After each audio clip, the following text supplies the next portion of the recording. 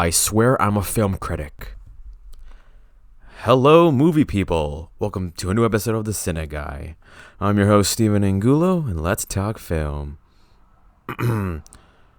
Hello, Command to Enterprise. Star to Enterprise. I don't know how it goes. I have not seen Star Trek. Well, that intro failed completely, so... Yeah, I'm talking about a new sci-fi film, and it's called Ad Astra.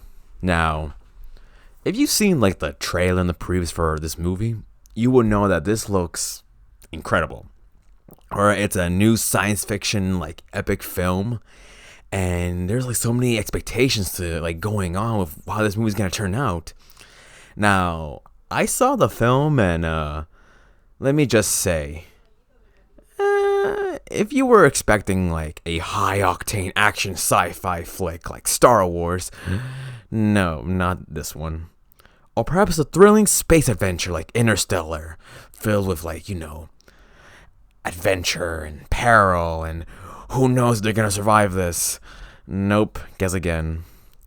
I guess the best way to describe this movie is like 2001: A Space Odyssey, an old Stanley Kubrick sci-fi classic, which, to be honest, it's people say it's like the greatest movie ever made, but like, I don't really know.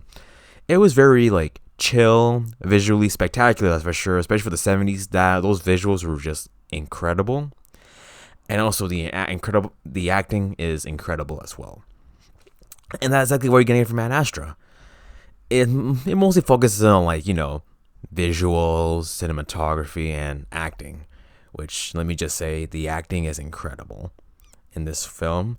I mean, you have a visually appealing drama led by Brad Pitt, and he delivers his best performance since, I guess, Inglourious Bastards. I mean, I don't really watch many Brad Pitt films, so yeah, Brad did a great job in this one.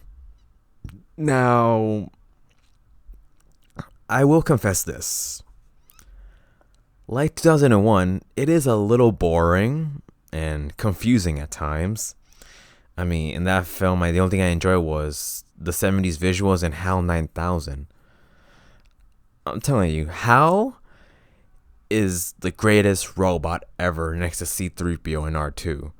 I mean, his demeanor is so calm and like proper. Like, I just want a movie about HAL. That's it. Just give me a HAL movie and I'll be sold. Heck, I'll make the HAL movie. I don't care. But yeah, with Ad Astra, I confess I did almost fall asleep at times. Yeah. I mean, hey, you got a chill movie in front of me, and I'm in a dark theater, alright? That's like if me watching Downton Abbey, I'm gonna fall asleep because it's just so fancy stuff. No. So yeah, without further ado, let's talk about Ad Astra. So, it follows Roy McBride, played by Brad Pitt. Like I said, truly amazing performance, who must journey into space to find his presumed dead father, who's figuring out whether there's life in the universe, like other life, other intelligent life. So you'd expect like this epic sci-fi adventure with thrills, perils, and laser stuff and aliens, but no. Instead, we see Brad Pitt taking psych evaluations and accidentally killing 4 people. Oh yeah, spoiler alert. There we go. So yeah, when it comes to science fiction, we want to see, something new, something spectacular, something that Star Wars hasn't done. I mean, we have seen plenty of those in like Alien or The Martian. So for this one, I'd call it realistic sci-fi, kind of like The Martian, in which there's no spaceships, no lightsabers or aliens. Instead, the US took over the moon and turned it into an airport. Yeah, I mean it. Brad Pitt takes an airline to the moon and walks by a subway on the moon. And I don't mean the trains, I mean the actual sandwich shop. There is a subway on the moon, and it's like a little tourist attraction. I think there was even a shoe store. I forgot, was it a Foot Locker or it was something? But wow, like, I guess there you have it, folks. The US won the space race. So yeah, it does show a more like technologically advanced future, and wow, it's I mean, there might be like a CrossFit gym in that on the moon. Like, imagine you travel to Mars and there's a Disneyland there. I'm telling you, Disney could probably afford to build a theme park on Mars. Mickey's the Antichrist. Anyway, but one thing that you don't see in most sci-fi films with that this one did was that the focus was on Neptune. Yes, the film sent a team of astronauts to Neptune to figure out there's intelligent life outside the universe. And that kind of, it's good to give Neptune like a little the spotlight, because it never gets it on like, Mars or Saturn. It's it's kind of like it mostly focuses on like the big one. Like I'm pretty sure you won't see like a film about Mercury. Like, I don't really know what to explore there. Maybe a horror film Mercury. I don't know if it exists already, but hey, why not? Let's make it. So, that being said, I guess the porn parody will have him going to Uranus. I'm calling it. I'm already calling it. That's how it's going to be. Only, he's not going to find his father. Oh, maybe they're from Alabama. I don't know. Oh my god, okay, let me not sidetrack. Let me go back on track. Oh man. Anyway, now the scene I did enjoy, where something was actually going on, was the pirate attack. Yeah, pirates can now attack on the moon. Like, we got astronauts chasing Brad Pitt on like on like spacecrafts and shooting lasers at them. Yeah, I mean, I guess that is possible, especially since they're far away from like, where the rocket launch is gonna be or the airport. Because the moon is as big as, a quarter of the Earth, which is like pretty big. That's like almost all of Europe, part of the Pacific Ocean, and half of Africa, depending on where you make the divides. So yeah, that scene was pretty cool, and is the only form of action you'll ever see, unless you enjoy Brad Pitt like floating in space. That's a lot of action right there. And since the whole story is of course about discovering whether or not there's other life besides on Earth, spoiler alert, there isn't.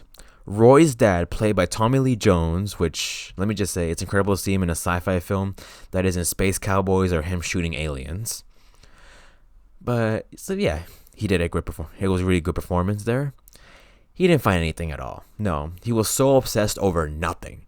I mean, this guy killed his entire crew just because he wanted to find answers when there wasn't any. So there you have it, folks.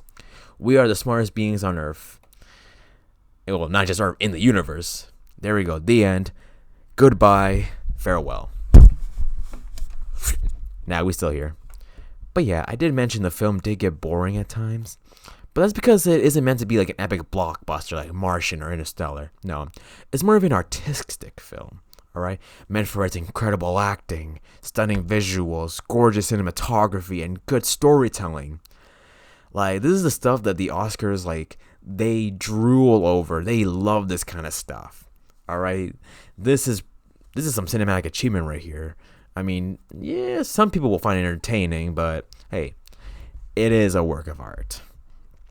So yeah, that's what you get. I'm sure if you enjoy movies like that, you will enjoy this one. And hey, if you like Brad Pitt, then you'll like this one. Or even Tommy Lee Jones, then you'll like this one.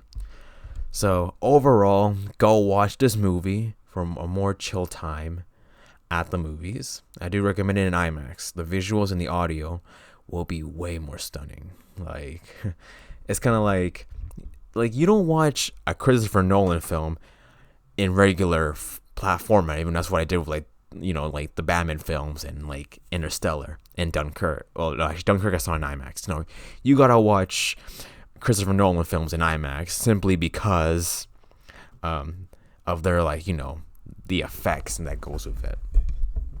No, Nolan did not direct this one. No, he made Tenet, which is coming out next year. So I will definitely be watching that one in IMAX. That's gonna be a lot of fun.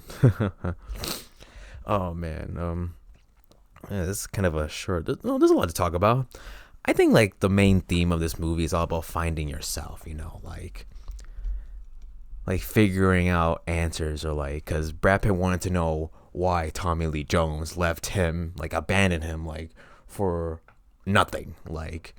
So it was like a chance of like self-worth, and Brad Pitt realizing, hey, you know what?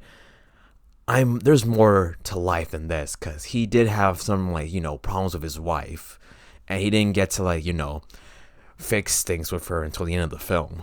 So yeah, it's all about knowing what really matters in life, and that is your loved ones. And if you have a crazy dad trying to figure out if there's aliens exist, then perhaps it's best to leave him in space. There you have it, folks. CineGuy advises you to abandon your fathers if they're insane and are obsessing over nothing.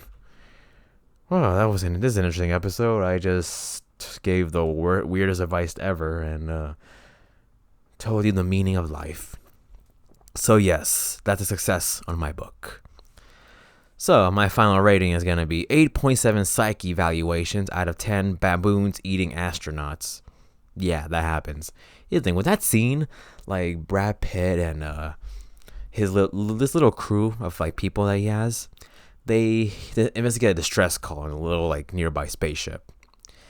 So Brad Pitt and the captain go in to see what's going on, and the captain ends up getting his face eaten by a baboon. Which, to be honest, how does a baboon survive in space by itself? Did it eat the astronauts? That's how he survives. If it was an alien, it would have been amazing. Yeah, it should have been aliens. Oh my gosh, that would have been a good little twist. Or maybe Tommy Lee Jones was the alien after all. Dun dun dun. There we go. Nah, then it would have been a Men in Black International where Liam Neeson turns out to be the big bad alien, and I'm sure nobody would have liked that. All right, well guys, thank you so much for tuning in. Leave a like if you enjoyed, subscribe and join the crew, and we'll see you next time for another awesome review. Also, be sure to follow us on Instagram at CineGuySteven for minor reviews. I posted one of the latest Rambo film that came out.